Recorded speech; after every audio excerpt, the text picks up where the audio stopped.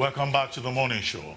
I'm Ruben Abati. I am Oji Akpi. After a successful tenure as governor of Cross River State from May 1999 to May of 2007, Donald Duke has won the hearts of many Nigerians because of his good works as governor of Cross River State. Here to discuss his presidential bid, while he wants to become Nigeria's president, and his manifesto for the country is Donald Duke. Good morning, sir. Welcome to the morning show. Okay. Well, let's go straight to business. Morning, Your Excellency. So good you to announced, see you again. correct, you announced that you have picked up the 1 million naira expression of interest form on the Social Democratic Party to contest for presidency. Yes, I did. You did that yesterday, Yes, correct? Okay, you were formerly with the PDP. Yes, I was. So why have 20 you? years. Wow. Why have you switched parties? I mean, or defected? Is that the right word now? Defection. Well, switch parties is kind of. Okay, so why have you But it's a switched? defection. 20 years in the PDP is a long time. Yes, but when you follow a certain course and you know that you're not making all the altruism that set you on that path is no longer there, then you've got to reset and rethink your strategy. I don't think the PDP that we started in 1998 is following the path that we set out for. I think in the course of the journey, other players have come in, the country has moved on, and the party has not kept abreast the aspirations of Nigerians as it were today. Okay. And it's quite evident in our polity. We see that happening. But what do you see in the Social Democratic Party? Well, because it doesn't seem to be as established as PDP. Absolutely, but it affords you an opportunity to start again, hopefully, right?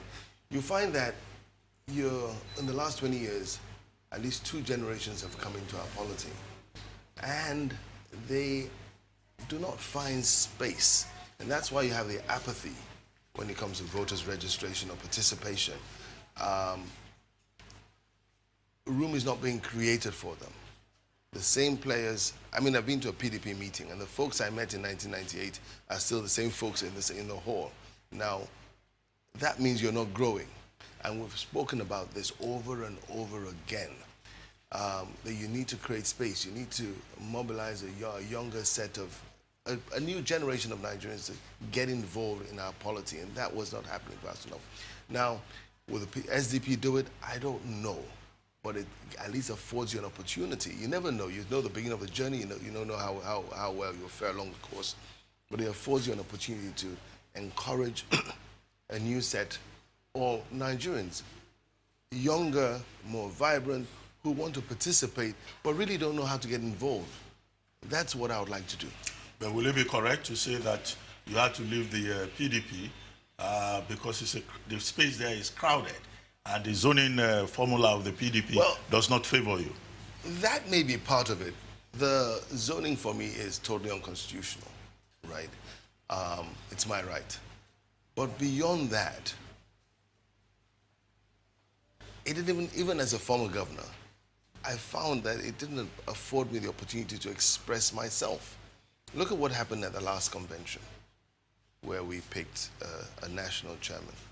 The fallout of that, so many folks were not involved. You had what they call a unity list and a few people really imposing.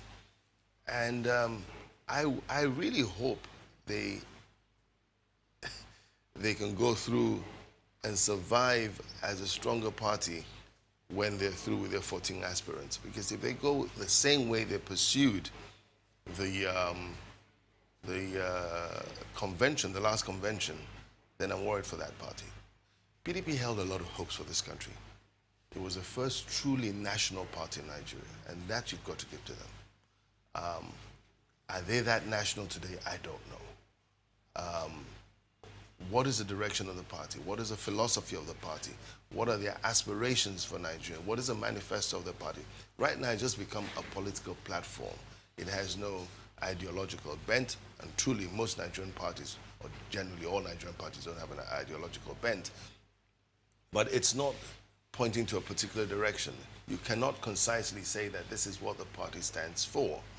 But I'm not here to talk about PDP. But isn't it ironic that you are leaving the PDP at a time most of the people who left are coming back and the party appears to be getting stronger? Well, you've got to find out the reasons why they're coming back. Most of them are coming back because they didn't find accommodation. What they accused the party of when they were leaving, the same things they're accusing the party they're leaving right now to come back.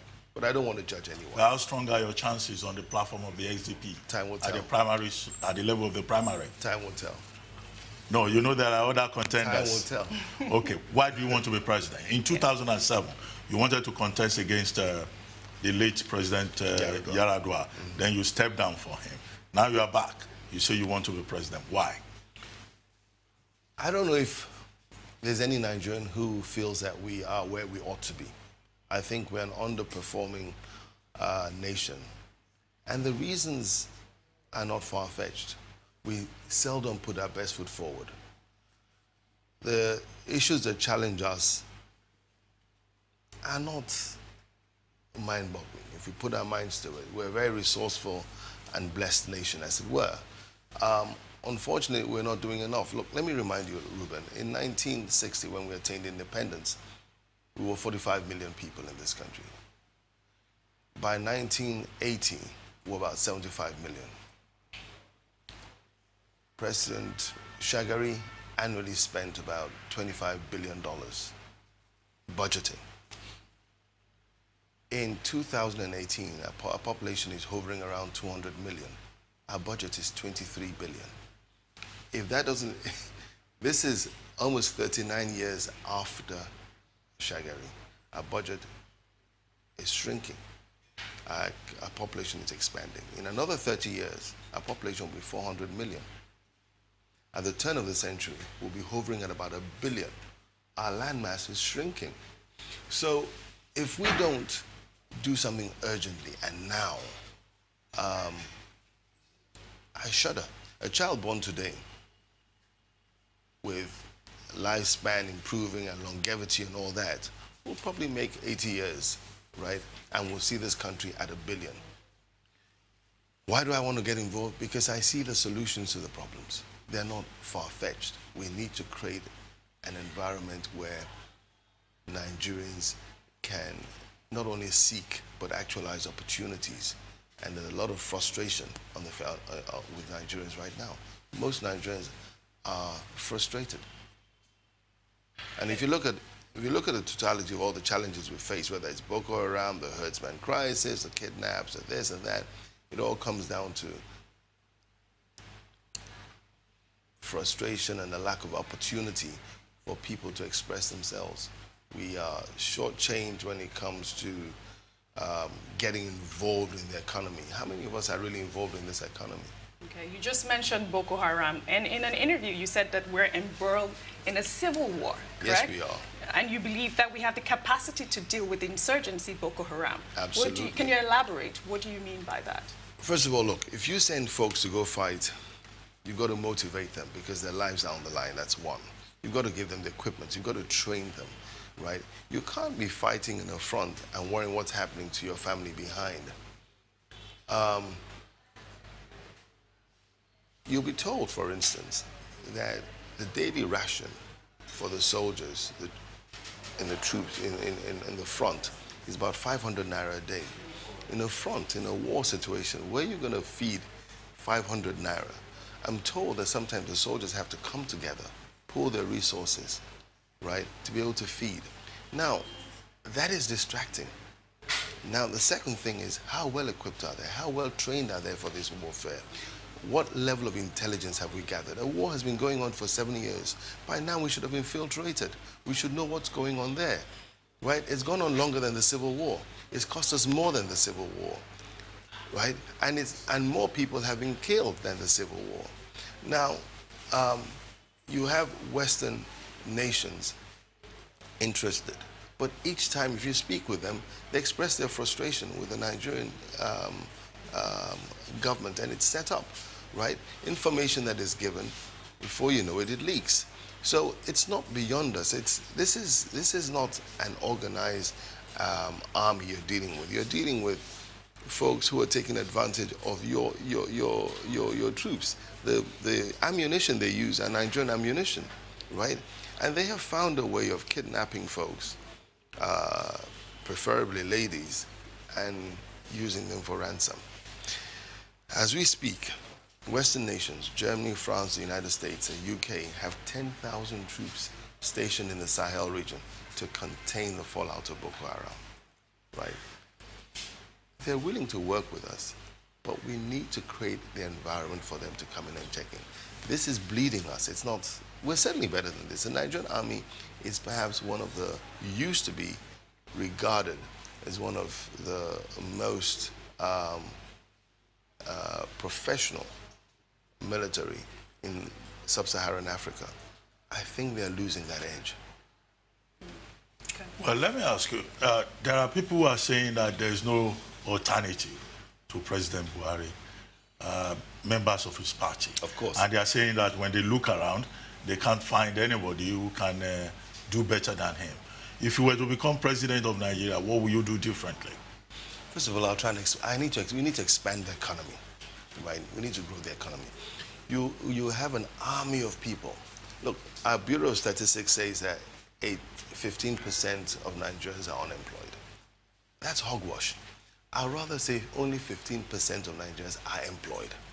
So you have what I term a goodwill economy, where the bulk of Nigerians depend, right, on very few. We all get texts and messages asking for one favor or the other. What will I do? I can take 2 ticket items. I can reverse this in a very short term. First of all, look at the bank interest rates. It does not allow for growth.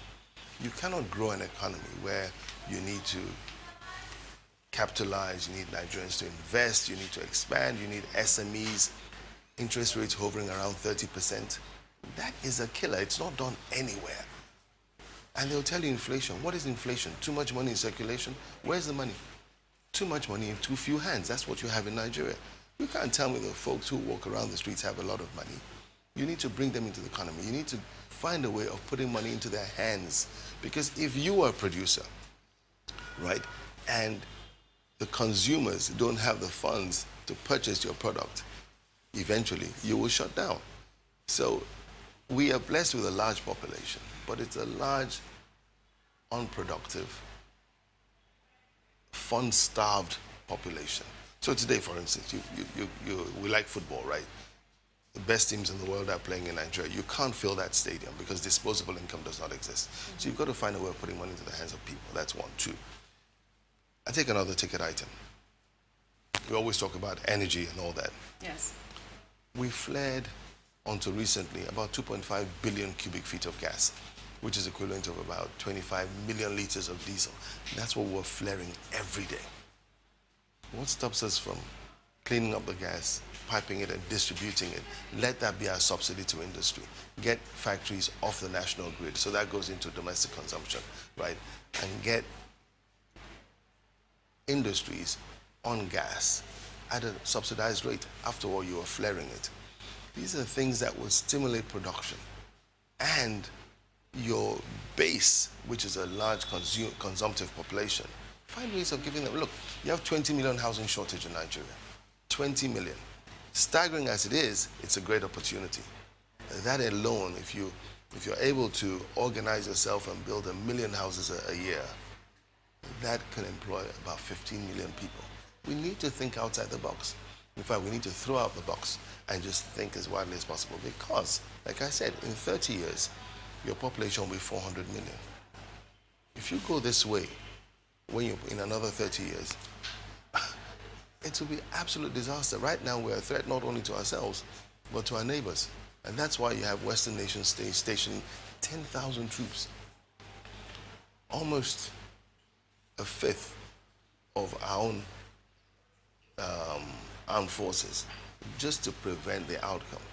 The Gulf of Guinea is the most dangerous maritime zone in the world, even worse than Somalia and the Horn of Africa. Gulf of Aden. Yeah.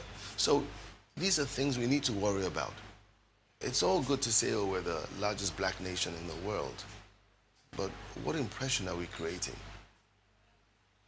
All right. Well, I mean, President Buhari said more or less some of these things He should, 2015. he should do something about it. Yes, and the APC said more or less the same thing. They should do something about it. Why do you think they've not been able to do anything about it? I don't know. Maybe the political will, maybe they don't have a strategy to go about it. I think it's a combination of both. No, I'm rephrasing that. I'm asking you now to assess the Buhari government.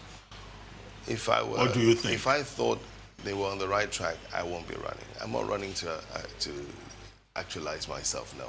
I think I've achieved that. If I thought that this country was on the right track, I would not seek the office. It takes a lot from you to aspire for this office. And there's no surety, right, that you would achieve it. So it's just a leap of faith. There are many things that are not being done. All the things that I've pointed out, the dangers that are ahead of us. If you walk on the streets, you have young men in the prime of their lives, right, running after your car, trying to sell things to you that you don't need. You purchase it from them more out of pity if you bother at all. Those are folks in the prime of their lives. If they turn to crime, don't expect any sympathy from them, because you have not afforded them any opportunity, and that's all they're asking for. Every nation owes its citizens opportunities. Okay, so how do you intend to deal with the rising debt profile for our nation? I mean, recently our president signed a deal with telecoms for, I think, 328 million. We have so much debt. How do you intend Well, that's a funny one, because at the same time we're signing a loan for 328 million, actually. Yeah. There was a refund of what we term the Abacha loot for 322 million. So I don't understand why you need to borrow that amount of money. But even beyond that, if part of the reasons why we borrow a lot, even the private and public sectors, is this interest rate issue. As a private sector operator, I find that it is inhibitive taking a loan from a Nigerian bank, which is short-tenured, high interest rates, right? So if you're doing a business, and let's say you borrow 100 million naira, you must generate 30 million naira on the average to pay back the banks. That's one. Your overheads, which is ordinarily very high in Nigeria because of power and infrastructure and all that, will probably take another 20, 30 million. So if you run a business in Nigeria, you're not able to generate 60% from the first year, you can't survive. So most people tend to want to go to foreign loans because interest is lower and hope that the exchange rate will remain stable over the period. That's no way to run an economy. And I don't see why the government doesn't see that. Again, some of the things we take these loans for, we can do them ourselves. Okay, we need to challenge ourselves. How are you going We're going to deal challenge with ourselves to do that. I mean, why do you want to take a loan, for instance, right, to build a road? These are things that we have the expertise, we can do it. Even this rail that we work with China and all that, we can build rail lines. Rail lines, the technology is so basic, we can do them. We need to challenge ourselves. We have to go beyond seeking and borrowing and depending on foreign aid for our development. Look, you see, you know the saying, only fools thread where angels dare, right? Foreigners will not invest in your economy if your locals don't invest. So we've got to wake up, and our development must come from within us and not from outside. It won't happen. Geography, religion, ethnicity, these are big issues in Nigerian politics. You know why? And you are from the You know why? Okay. The only big issue is because of our inadequacies. If there was enough for everyone, who cares where you come from? Who cares what religion you are? But when there's not enough, we start to segment. Look, you can have a family, they're close, they love each other, but they're poor. So the food is set on the table. That's when you know who the first child is. That's who you know when you know who's a lady, who the last child, because it's inadequacy. So you've got to use what you've got to get what you want. So all these things you see are symptoms, not the real problem. The real problem is the inadequacies that face us as Nigerians, the lack of opportunities. If opportunity availed for everyone, I don't care where you come from, Ruben. It matters not to me. But if there are inadequacies, I want to use what I've got against you, right? And so I start saying that, oh, it's the time of the North, the time of... Look, they said there was zoning in the PDP. They said there was zoning to the North. Then the Northeast says, oh, you've had it, the Northwest has had it for a while. Let's go to the Northeast. Then one of the candidates says, no, if you're going to win, you've got to go to the Northwest. Everyone is taking advantage of himself. So that's the North. They're not, you know. So it's hogwash. Well, you are from the South. We had a president from the South 2010 to 2015. I'm not running as a... No, but do you think Nigeria is ready for a president from the South? Time will given tell. our geopolitics? Time will tell. I'm not running. I'm running as a Nigerian. I'm running as a South Southerner.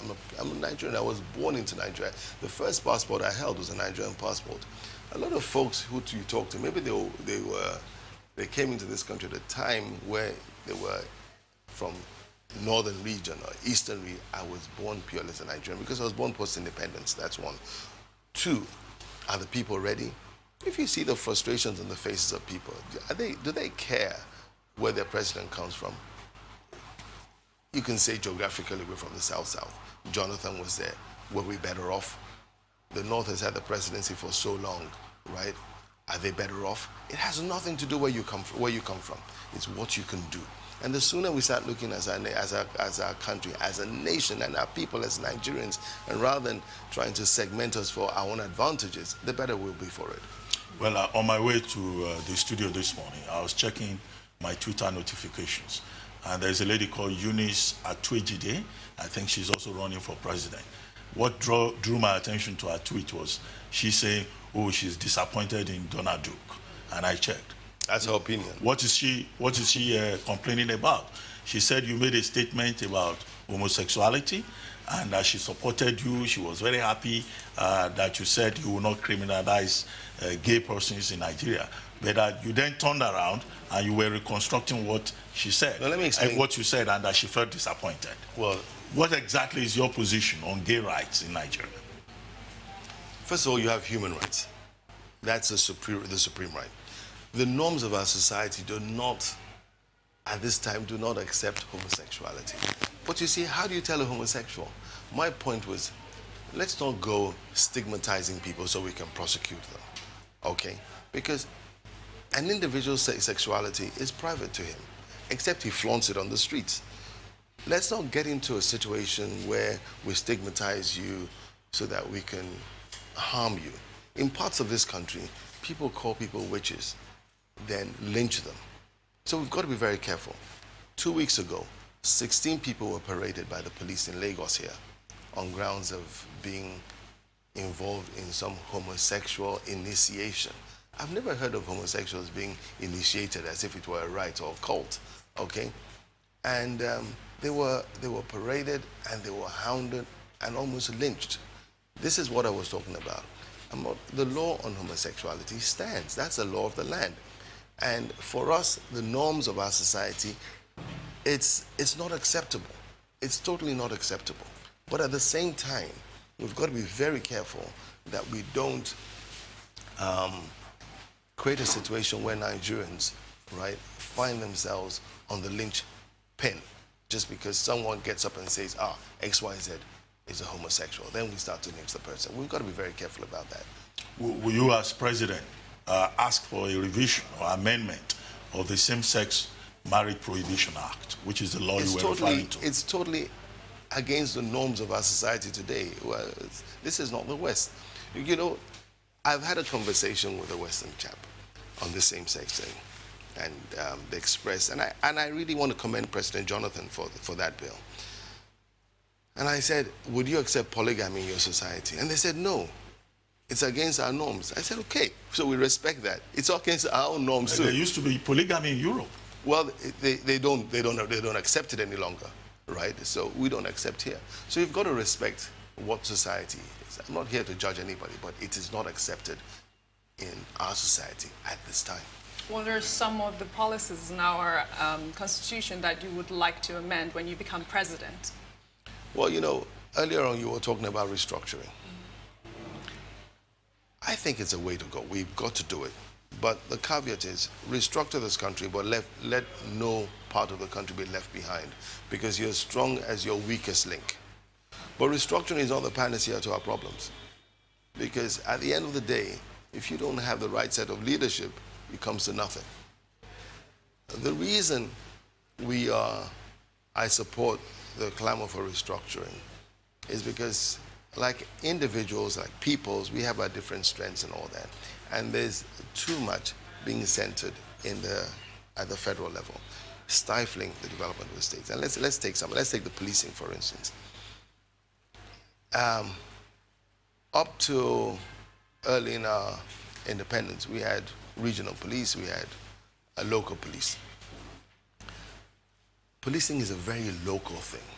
For me to police an area, I need to know the area. I need to know the operatives in the area. I need to know the folks who live in the area. When you have a unified police force, as we have now, and you bring someone from Sokoto to come and police Lagos, first of all, he has to understand, first, let him get accommodation first. And after getting accommodation, his neighborhood, let alone knowing the people who work in his neighborhood. So you've got to localize that. We're almost 200 million people. Ordinarily, you should have one policeman to 100 people. So we need about 2 million policemen. Today, we have about, at most, maybe 400,000. Half of them are on VIP duties. So in effect, you probably have about 200,000 policemen in Nigeria, 200,000 on the beat. That is minuscule. It's totally inadequate for our society. You need the states and the local government to add on. Now, folks have said, oh, well, where are they going to get money to pay them? There is no public service in Nigeria that is not bloated. You could take easily 5,000 people in each state and 5,000 from the local government service and put them on policing duties. And now we've got to understand between enforcement and intelligence gathering. Policing is, for me, intelligence gathering, and that is 80% of police work.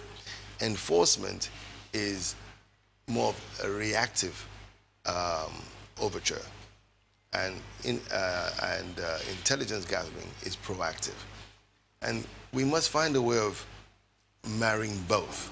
So I'm not asking that we do away with the federal police. We require them. They have the muscle, right? But we need to gather information and work with them. And on the lighter crimes, I'm sure we can deal with it. And I am very aware that the fear of having state police, that the governors will abuse it and all that. But hey, the presidency is abusing the federal police too. Should we decentralize abusing? No. We should strengthen the institutions, strengthen the judiciary to deal with the excesses that may fall out of that. Well, I mean, you're almost doing the same line as the vice president. He's a great guy. Restructuring should not be about geographical restructuring. It should be about strengthening institutions and ensuring good governance. But some other people have different views of restructuring. There are 200 million Nigerians. We're going to have 200 million different views, right? But if we sit around the table and talk about it, and if we agree on a framework, right, we'll find something that we all can live with and live by. Our Constitution, as it is, the 1990 Constitution, hems us in. Most of us are advocating, let's go back to what we were in 1963, right, and review it. You know, as you develop, you have to amend your ways. The Americans have had several reviews of their Constitution. And as an individual, the way you patterned your life when you're in your infancy is going to be different from the way you pattern your life in your adulthood. That's restructuring at an individual level.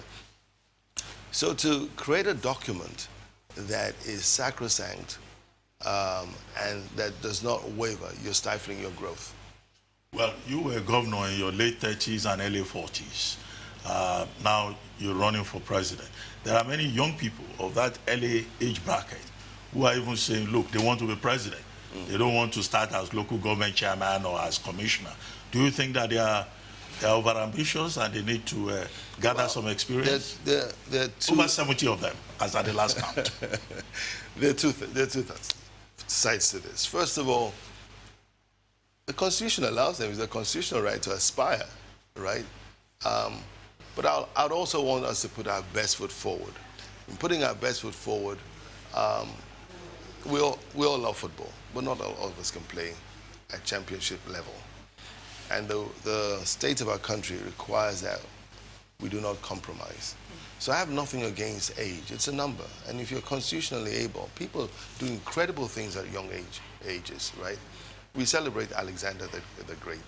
He died at 29 or 30 or something like that, you know, and by that time he had conquered half of the world. Almost the whole of Asia. You know, so it's not a function of age. is what you can give. If you find a 20-year-old who can make the magic happen, why not? But it's what he can deliver. That's what we must hold on to. The NBA, at the end of its recent conference in Abuja, in its communique, recommended that the academic qualification for persons seeking elective office, the level should be raised beyond the school certificates. Do you think that will help? Yes, I agree with that. I think you think school cert is not enough? No, for two reasons. One, the quality of education, a lot of questions there, but we would like to raise the bar. I think we should. I've even advocated it for the police. Right now, entry into the police force is school cert. But our society is far more sophisticated than that. You need people who understand forensics, who understand cybercrime, who understand these things. You're not going to get it at that level. So raise the bar and encourage people. I see, we must encourage people to aspire for higher things. If you keep everything at school set, and I feel that, at school set I don't need to do anything any further, I need to improve myself because at that level I can aspire for anything, then people are going to think that that's the barest minimum in society. This is a sophisticated world. This is the digital world, the cyber world. We need to push and demand the best from our people. I agree with the MBA. We should aspire for. If you get the SDP ticket, where are you likely to take your running mate from? Southwest, Northwest, Northeast, Southeast, where? I would balance the country. I respect the fact, listen, Ruben, I respect the fact that our nation is a conundrum of various entities and religions, and so I'm going to respect that. But I'm not there yet. Let me wear my mask first. No, let me wear ahead. I am thinking ahead. So but let me wear my mask first before I start wearing others. Which of the regions? No, I can't. I wouldn't fall for that, Ruben. I wouldn't. Okay. You just because at that point, really, it's a decision even beyond me. Yes, I'm a participant in the decision, but it's not solely mine because a party gets involved, right? And there's so many factors that you've got to address. And so it'd be foolhardy to say, I've zoned it to the North Central region for XYZ. No, that would be wrong. Okay. Well, you just mentioned education earlier. I wanted to touch on that. I know that you have some things with the educational reform. And what are the challenges and what would you like to change when you become president in our educational system? First of all, in introducing me, you talked about manifesto and this and that. Yes. There are 4 critical things I think Nigeria ought to be addressing today, where we are. Our skills base, which is wider than education, right? Skills is a functional education, an education that gives you a tool in hand, right? A competitive edge. Rather than just being able to read and write. So skills, our health infrastructure, right? Then our physical infrastructure and technology. So skills, health, infrastructure, and technology. Why technology? Because, as I said earlier, this is a cyber world. For you to excel in the world today, you need to have a very strong technological base. So it's even beyond engineering and all this. I'm talking of IT, cyber. Are you aware that folks can stay in Nigeria here and control the nuclear facilities in other parts of the world, right? So technology must be embraced in our entire national fabric. Physical infrastructure is really poor. You see ships berthing at our ports for months on end. Nigeria has no deep sea port. All our ports are inland ports. Apapa, Tinkan, they're all inland ports. So, back to education. I did something when I was in Cross River, which I think we could learn from. We did a study. The average at primary level for good interface between the teachers and the pupils, you can't have a class of more than 20. Okay. Okay? So 2 arms per class, 6 classes, 300 students in a primary school with proper interface. Because you see, there are no bad students. They're inadequate teachers. Teaching is a personal thing. For the secondary, 30 students in a class, 3 arms to a class, 6 classes, 540 students in a school. We went beyond that. We made teaching very attractive. We took the teachers off the tax breaks, right? So teachers in Cross River were not paying tax, and they were getting allowances, 10,000 per month in the urban areas, and I think 15 in the rural areas. Then we tied that to the performance of the students. So for instance, if you go for your maths teacher, your students go for school cert, and half of them fail, don't expect to be promoted, right? Your promotion is tied to the performance of your students. So if your students do very well, you could be rapidly promoted. And so that's the motivation. So you remunerate them properly, but you also ensure that they deliver. That's what we should demand. But we need to change the curriculum. The curriculum we have right now does not allow us compete with the rest of the world. The curriculum is, we're still studying the things that we did many, many years ago. Even as a lawyer, I look at the curriculum of I have two daughters who studied law. Okay.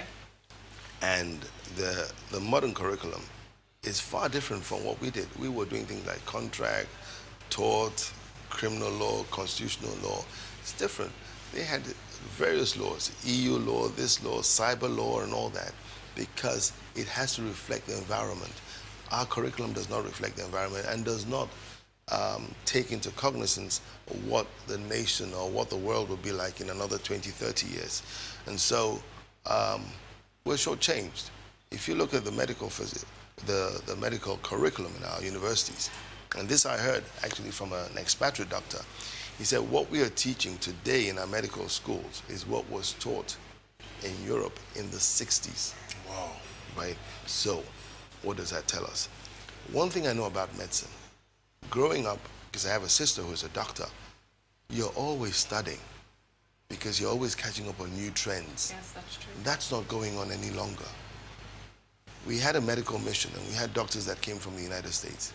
And they observed a procedure going on at the University of Calabar. The procedure took about 3 hours. And they said to me, in the United States, that procedure will take 15 minutes. Because you don't want to put someone under anesthesia for so long. Right? So we've got to update it. There's a lot we have to do. Well, you've mentioned education, infrastructure, technology. I'm surprised you didn't mention culture and tourism, which was a major legacy you left behind in Cross River State, Tinapa Resort, Calabar Carnival. If you become president, are we likely to have a big Nigerian carnival, which is the thing we have everywhere? Those things are local. You see, the presidency and the federal government, these are policy organs, right? The real growth in our nation ought to be the states and local governments.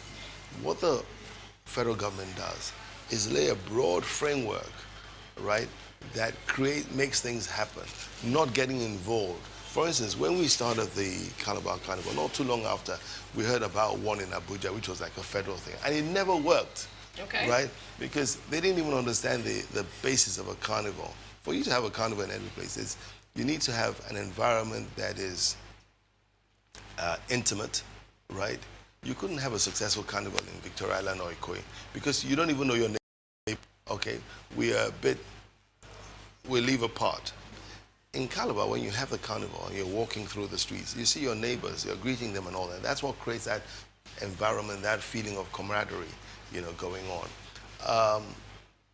But the reason why we took on tourism in Cross River State was you need to understand the structure of the state. The state is at the end of Nigeria. Okay. In fact, I usually say it's at the end of West Africa because once you go past Cross River, you're in Cameroon, which is central Central Africa. It's not a thoroughfare state like Benin or Kaduna or so. You only go there because you have reason to be there. So we needed to attract footprints into Calabar. So we did things like the Carnival, the Tinapa, the Obudu Cattle Run, which was to encourage people to come, because when people come, they'll spend money. I mean, London survives on tourism. It could be financial tourism, but you think about it. If people stop going to London, what will happen? So they expand the airports, they create so many hotel rooms because they want people to come in. And that's what we're trying to do. We recognize the fact that we are the poor cousins in the Niger Delta. There's a lot of money being circulated around that area. We are not a thoroughfare state. We wanted folks to come to our state, spend the money, and that's how we Hospitality was our business, and it worked. We were able to grow our airport from being unreckoned with to the 4th busiest airport in Nigeria. At the time, we had 9 flights in and out. We were after Lagos, Abuja, it was Port Harcourt, then Calabar. In the month of December, we had over 1 million visitors coming to Calabar. So it was working. Well, you left office 2007. After you was... Almost 12 years ago now. Yes. After you was Lee Elimoke as governor and then Ben Ayadi. Now, between that period and now, have you had moments when you went back to Calabar or any part of Cross River and you felt a sense of nostalgia, or you felt, oh, these guys are not getting it right? You know, this is how we'll have done it. The latter is more like it. There's a lot of disappointment. Let me start with Tinapa, for instance. Yes. Right? That ought to be have been our flagship. It was carefully studied over a 4-year period. We engaged KPMG and both Niger and South Africa to work on this. And we projected that we would have at least 3 million visitors, conservatively 3 million visitors coming into Calabar and visiting Tinapa, shopping it. It was by far the largest business resort in all of Africa. And if each one of them spent 100,000, and that's very conservative because by the time you add accommodation, transport, feeding, shopping, you spend more than 100,000. That amounted to 300 billion naira. At that time, 300 billion naira was $3 billion. If you do a multiply effect, right, times 4, that's about 1.4 trillion naira. Okay, so that was the sort of thing that we felt will capitalize and energize our state. We were able to take to the point of physical completion a lack of continuity, which is a bane. It's not local to Cross River, it's Nigeria's problem. A lack of continuity frustrated the project. Take Obudu. Obudu was adjudged by far the best resort in all of West and Central Africa. Beautiful. You've been there? Yes, I have. It was a stunning location, and it had all the trappings and all the facilities to make it a world-class resort, and it was under superb management at the time. We built an airstrip. If you didn't book accommodation at the ranch 3-4 months ahead, you wouldn't get a place. I have been there as governor and I had to squat in the general manager's residence, which is a good problem. Then we walked away, we just shut the doors. It's a Donald Duke project, so I don't want to have anything to do with it. Okay. It's not Donald Duke's resources, right? It's mean. It's wickedness. The same thing with Obudu Category. People say, oh, it's a white elephant. White elephant? The banks won't give you money to do a white elephant project because the banks also want to go through the study. This is one of the largest consumer markets in the world, right? And you have goods coming in from all over the world, duty-free, right? And it will also encourage Nigerian producers to showcase their wares. And you shut the door. Look, Walmart, the largest distribution wholesale company in the world, were our anchor tenants. On the back of Tinapa, Walmart bought Massmart, the owners of Game in South Africa, because wherever they are, they use a local company as their front. So in UK, for instance, Asda is a Walmart company. Walmart name is only used in continental USA. They bought Massmart, but they weren't interested in the South African market. They were looking at the Nigerian market and West Africa. So for them, Tinapa was an anchor to take care of distribution between Angola and Senegal. And Cross River is perfectly located in between. We frustrated all that. For 2 years after I left, they were calling severally.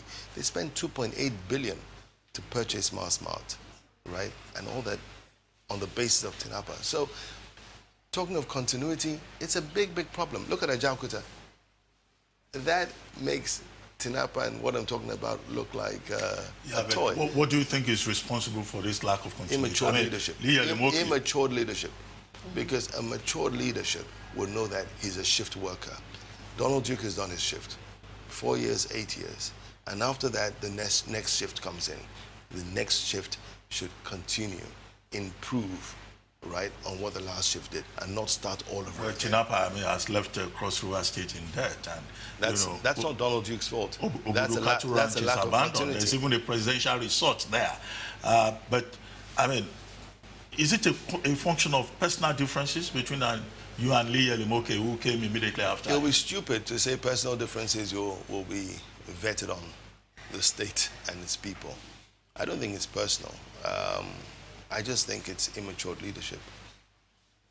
Because if you're a mature leadership will look beyond all that and look at what is to the benefit of the people and not who did it.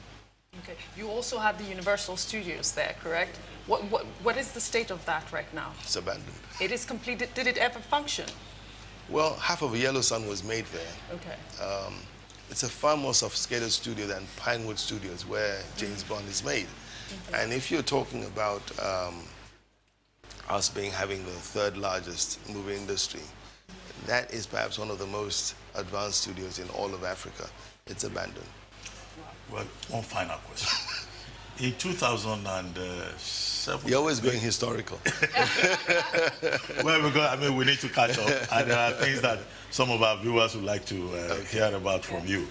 Now, you were one of the persons shortlisted to have been vice president. Who shortlisted? Running mate. Who did the shortlisting? No, the politics of the time. You know, I'm not aware of any shortlisting. To be vice president to President Yaradua. You know, all that going back and forth over who to choose from the South-South. What exactly happened? I don't know. How did you lose out in that game? No, I really don't know. And I hear stories that, oh, I was offered, and I said no. And I said, I was offered. I didn't know I was offered. I made a bid for the presidency.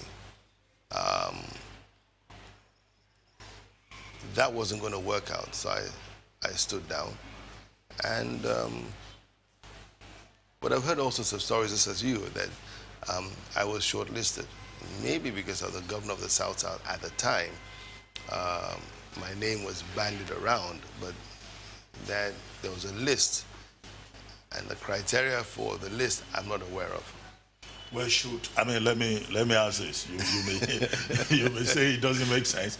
You know, suppose one of the 14 candidates in the PDP emerges, gets the ticket, and then the person looks around and he says he wants you as his running mate. Will you leave SDP and go back to PDP? No. Well, no. Let me say this. Who you work for matters. I'm not seeking a job because I'm looking for actualization. The worst thing you can do to yourself is run alongside or serve alongside someone who has no vision whatsoever. You'll ruin yourself. And we've seen a lot of it happen. There are folks, really good folks, who have worked in governments that have turned out to be so poor that the folks themselves today don't have the courage to stand forth, because people say, hey, that's where you're coming from. So it's too up in the air. Who? I'm not going to just line up behind just anybody because you win a primaries. No, it's more than that. Well, if the person is not a kindred spirit, I won't. Well, before we go, I mean, if we were to campaign... I thought that was the last one. If we were to campaign, maybe in a minute, what will you be telling Nigerians? Why should they vote for you? Yes. Well, the good thing is that there's a record out there, right? Donald Duke has a track record. Go through it, analyze it carefully. Did he deliver on what he said he would at the time he said he would? And going forward, does he say the things that resonate with you to move our nation forward? Those are the things you've got to look at this day. There are folks, I dare say, who think it's getting to an office is entitlement at the expense of the people. No. I have, fortunately, over the years, been able to build some track record, right? And going forward, I think I have a good understanding of our nation's problems at this time. If you take that resume and the vision I have for Nigeria, then that should be the determinant factor of what we do. come 16th of February. Very Well, good. we wish For you a luck. 1 minute campaign, that's very That's good. Coming from you, then I appreciate that. Thank you for joining Thank us. you very much, Thank you. Excellency. Appreciate it. Thank you. It's time now for a short break on the morning show. When we return, founder of the online news platform Sahara Reporters, Omoyele Sowore, will be joining us to discuss his decision to run for political office ahead of the 2019 general election. Stay with us.